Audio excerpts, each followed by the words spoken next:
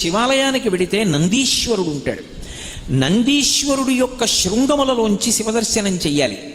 అసలు నందీశ్వరుడి దగ్గరికి వెళ్ళి ప్రార్థన చెయ్యకుండా శివలింగం వంక దర్శనం చెయ్యకూడదు. నంది దగ్గరికి వెళ్ళి మొట్టమొదట ప్రార్థన చెయ్యాలి.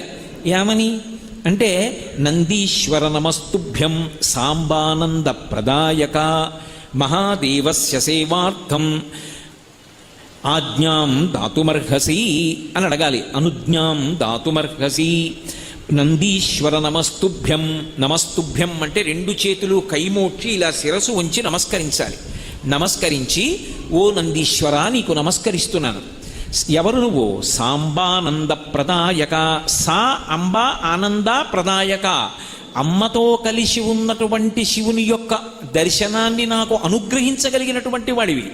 వాళ్ళ ఇద్దరి దర్శనము చేత నేను ఆనందమును పొందేటట్టుగా